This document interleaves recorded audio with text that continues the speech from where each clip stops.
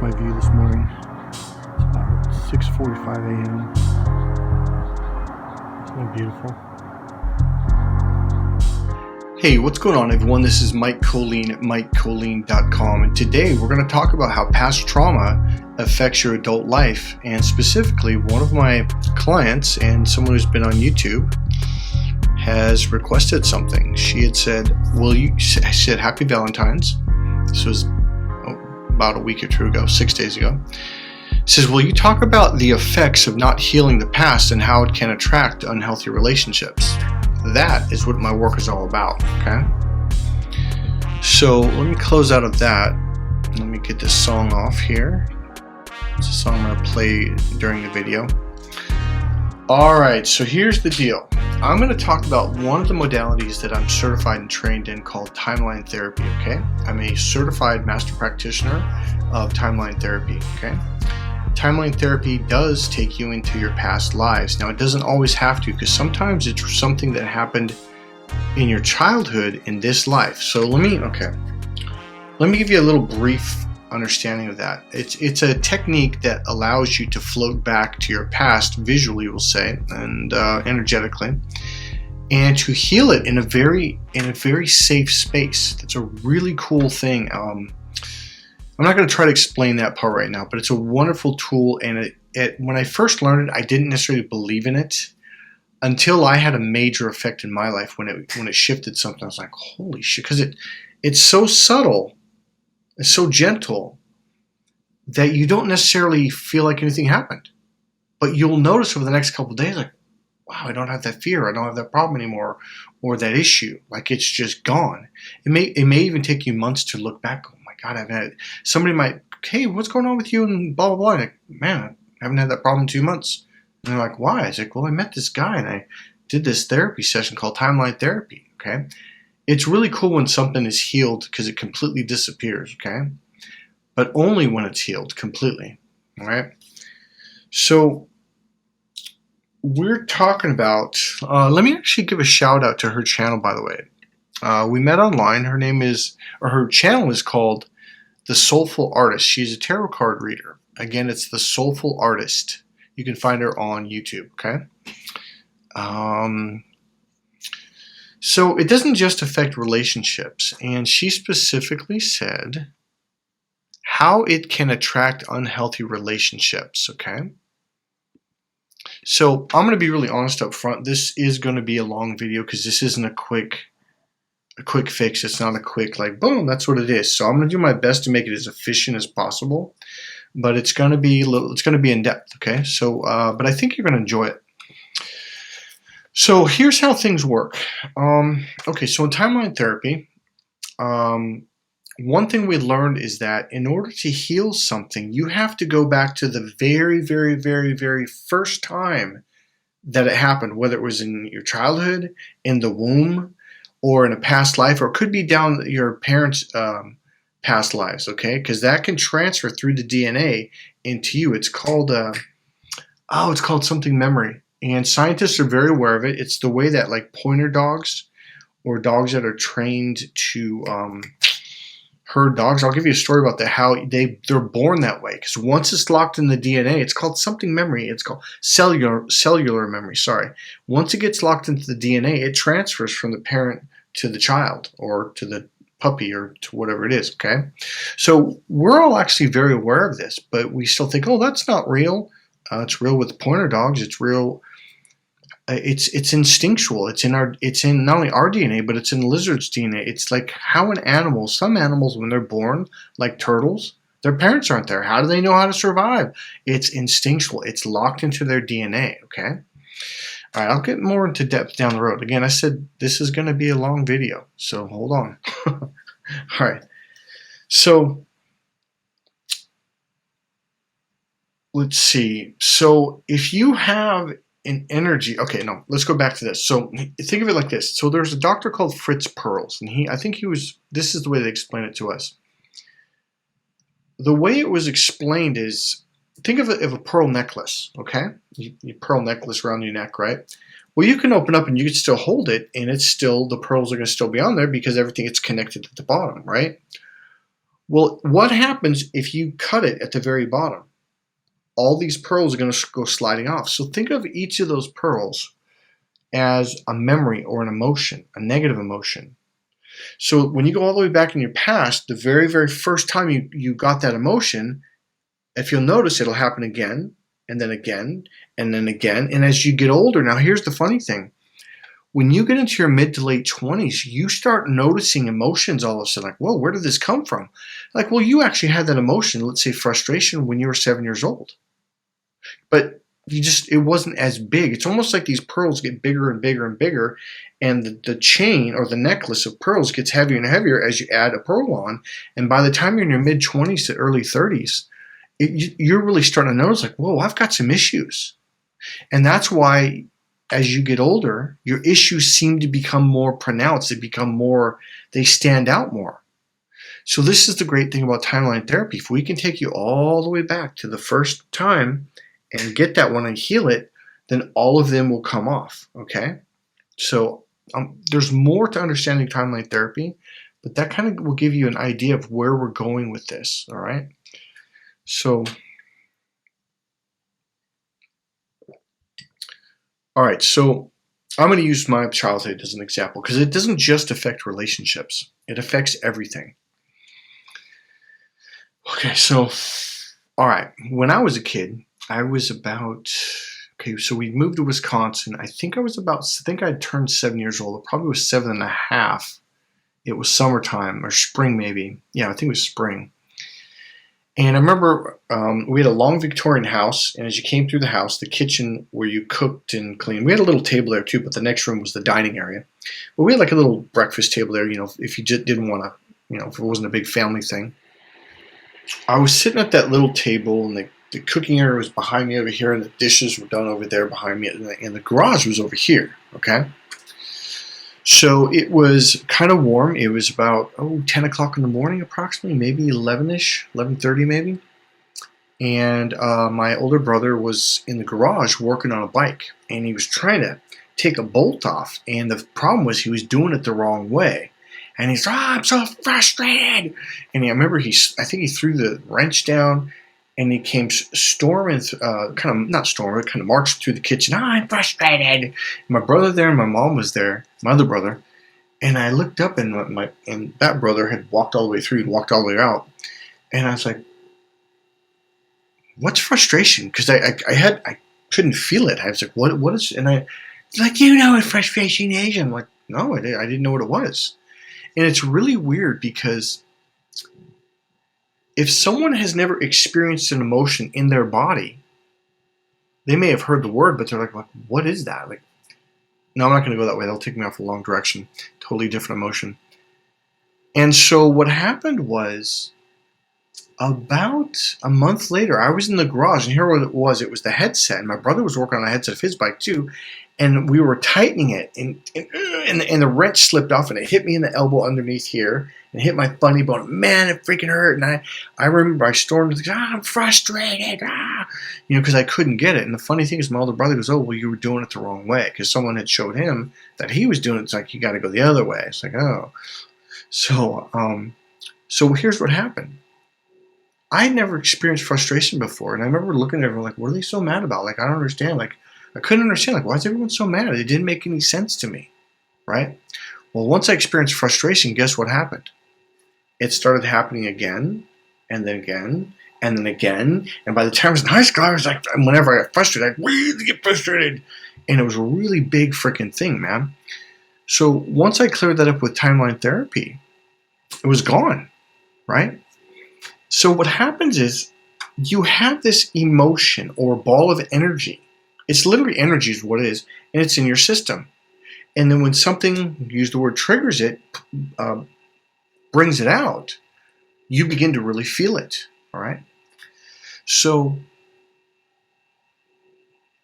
what happened, okay, so here's the good thing with me. Because I've been doing all this different kind of healing modalities, timeline therapy, energy healing, emotional healing, NLP, all this therapeutic stuff, it really gave me an advantage dealing with my last narcissist because he was trying to frustrate me. And I remember just looking at him like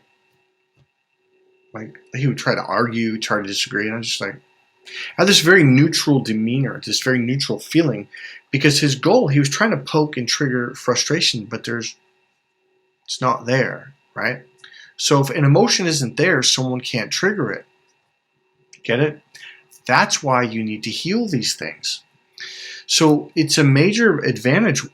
And I also think on some level, it's part of a narcissist, I don't know, almost like it's a job for them to bring up these issues that you've been hiding deep down inside. So now you're aware of them. So now you go seek therapy, or you do some kind of modality, so any kind of healing to where you can actually heal it. Okay. So if we were to give the narcissist props, that would probably be the only one I'd ever give them. But I don't think they're doing that on purpose by any means. But I think it could be the benefit of it if you take charge of it. All right. Here's how life works. Here's how energy works. When you have an energy in you, okay, this is what I was talking to her about. When you have an energy, you will attract to you people who will trigger this energy. All right, man, this is going to be a hell of a leap. And I know the time's going on, but I'm gonna have to make other videos, I guess. Okay, I'll encapsulate this. You have energy, emotions. It's an energy, or energies, plural, inside you. What happens is, when you walk by somebody, your wave of energy, your wave of it, we'll call it, will go into them, or they'll feel it, and it will trigger them to treat you in the way that creates that energy to come out, whether it's anger, rage, or frustration, right? If you have this ball of energy, you will attract to you those kind of people that do this to you, whether they're mean, angry, hurtful. So until you heal this, those kind of people are going to be attracted to your life. So when we go back to the question, or talk about how it affects your relationships, well, it's going to do one of two things. It's going to bring someone to you who is that kind of person to, I think the example I used with her was, if you have shame in you, it'll bring people that love to shame people, and you'll get into a relationship with that kind of a person. Think of it like this, or look at it like this. All right, I got one. Me, got it. Okay.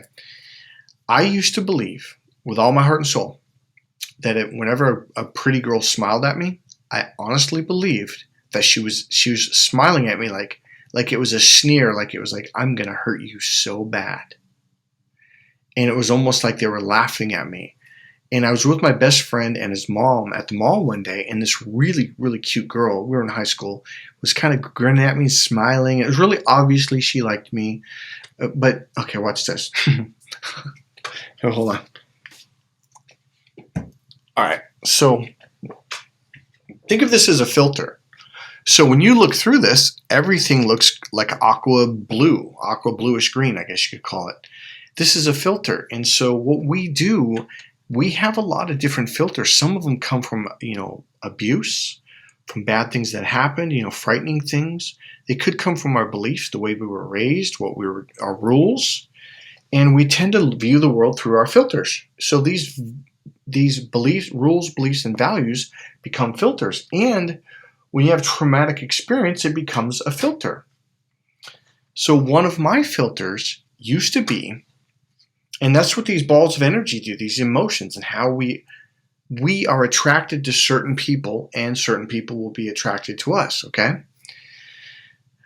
Whenever a girl, and then here's the worst part about it, they were actually nice, they were kind, they were beautiful, they were sweet, would smile at me, my filter said, uh-oh, they're about to hurt me. So if you've been brought up in a narcissistic family, and you've been I'm just going to cuss, mind fucked, screwed over mentally, somebody acting like they're going to be nice, and then they stab you in the back, well, you probably got a filter. And you probably got to clear it up. Now, here's the worst part about filters. Because you truly believe, no, this filter is protecting me. It's protecting me, Mike. Oh, no, it's not. Do you want to know what it's doing? It's attracting you only to those fucked up people, and it's attracting to you only those people that are fucked up. Think of it like this. So this nice girl was smiling at me, and my friend's mom, now I can see it now clearly as I look back because I finally cleared that. Because for even years after, I would say, no, that girl was a, bad word insert, was mean. She was this, she was going to hurt me. Like, Michael, she wasn't. And this was after we got home a week later, a month later, like, Michael, because it wasn't just that one incident. His mom pulled me aside and goes, Michael, why wouldn't you talk to that girl? And I was like, because she was going to hurt me. And his mom's like, Michael, no, she was actually a really sweet girl. I couldn't see that because in my eyes, anyone that was smiling, it was nice, it went through the filter and it became like an evil grin. Do you get it? Even though it wasn't. When you look through this, you think everything looks aqua blue, whatever, but it's not. Do you get it? That's a filter. That's why we need to clear our filters so we can be in the present moment and see what we see. Because when you're in the present moment, you can go, oh, that's a bad person. Oh, that's a good person. You can see it. But when you're it's like, you want to know what it's like? It's exactly like your computer. My computer's right here, by the way. It has a cache, a memory. And it'll go out to the internet the first time, grab an image of a web page, and it pulls it back, but it pulls it back into the cache. So the next time you Google that, it goes into the memory inside your computer. It doesn't actually go out there. Right? So you're going to believe like, oh, this is what it is. This is what it is. That's the same thing as a filter because it's trying to make your experience a lot faster. The problem with that is, I know because I've got a website and I change my home page all the time.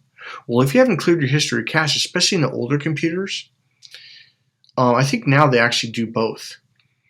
But it was designed to make it a quicker experience. So it didn't have to go and search and take a couple seconds and then, pull it up, right? So a lot of people are like this mentally. They're mentally still stuck in the 80s or the 90s. Like they really believe, well, this is the way it is. And they're looking through, all people, all certain races are this or certain people are that. Or like businessmen are bad, they're greedy, depending on what their issue is. Like, well, no, actually, you got to filter, clear. When you clear your history, all of a sudden everything looks different. And that's why you want to do things like timeline therapy. Because once you heal it and once you clear it, it's gone. The emotions are gone. So let me give you another example to help out with that. I used to think, God, how do I explain this one? All right. I used to have this filter that would think that people were mean. I had a lot of people be mean to me for a long time. So I was very leery of people. I had a filter, right? And here's how it works. Let's say you, me, and 2 or 3 of our friends go to a party. So there's 5 of us, let's say. And there's 100 people at the party, and we walk in, we all kind of mingle, and we kind of spread throughout the room. I'm over here, you're over there, and I meet one person, and they're really nice. And what happens is, if they don't match your filter, you get kind of an awkward uncomfortableness. You're like, oh, nice to meet you. Like something's not right here, something's not clicking, and you move on to the next person. And it'll be the same thing. And then what you'll do is you'll be drawn to the only people that match the filter. So let's say you have a filter that believes that all people are mean or all people are jerks and, like people are just mean to me, something like that, right? Guess who you'll talk to in the room? Let's say there's 3 or 4 people in the room and they're mean. But everybody else, 96